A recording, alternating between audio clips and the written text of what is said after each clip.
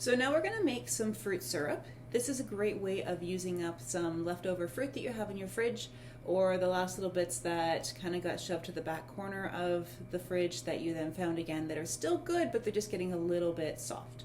So we're going to use 4 cups of fruit. This one is just a bunch of mixed berries that are left over. We're going to put them into a bowl or a pot with half a cup of water. Okay, and I'm going to add some lemon juice with this as well. Depending on what kind of fruit you're using, you can add the lemon or not. You don't have to, but I find that lemon always makes it taste better if you have a little bit of lemon in it. I'm just going to put a little lemon in there. Good, making sure the seeds stay out as well. And then we're just going to cook this on the stove for 10 to 15 minutes.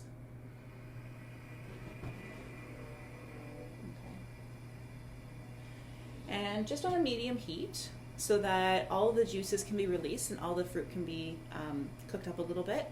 You can squish it with a fruit, like a potato masher, okay, just to mash it up to release some more of the juices, but at the end of it you want to have kind of like just a fruit puree, okay? And just stir it around a little bit just to make sure it's not going to burn.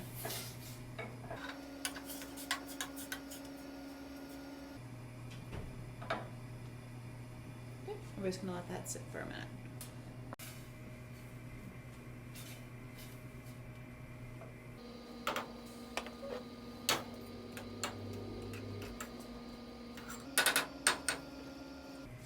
So now that that's all cooked and mashed up, we're going to strain the fruit. So just with a strainer, a very fine mesh strainer though, you don't want to use one that has really big holes so that you're not getting any of the actual fruit solids to go through it. Or you can use some cheesecloth inside a colander and that would work really well as well. Just to, again, you're just making sure that you're getting the juices and you're not getting the fruit itself.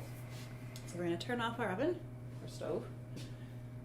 And then we're going to carefully pour this through the top.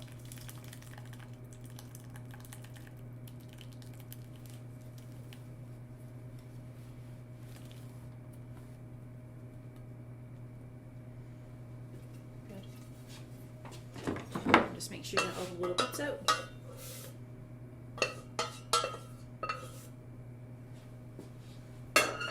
Good.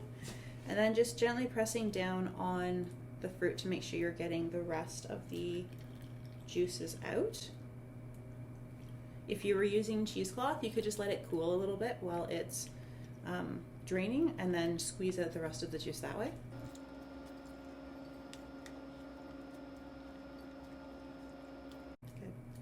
And so what you'll end up with is a bunch of the leftover fruit solids inside the strainer here. Okay, and we're going to save those for another use. So don't get rid of them, whatever you do. Good. All right, so one side. So we're going to take our juice and we're going to pour it back into the pot. Same one you were just using. You don't have to get another one.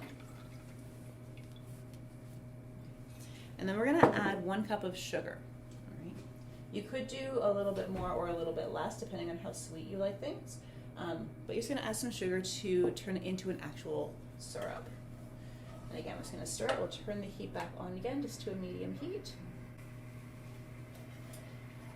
And then you're just going to again stir this for a while to let the sugars dissolve and so that the syrup thickens just a little bit. Now, depending on what type of fruit you're using, you have to be a little bit careful. So if you're using blueberries, blueberries have a lot of pectin in them, which is what makes jam or jellies thicken. So if you leave this on for too long, you will end up with blueberry jelly if you take off too much of the water.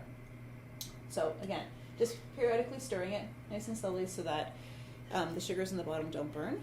And you're going to do that for about 10, maybe 15 minutes at the most, depending on how much juice you ended up with. And then that's it. Once it's at the right thickness for you, you can let it cool and then put it into a jar. And these fruit syrups are a great alternative to things like maple syrup on your pancakes or waffles.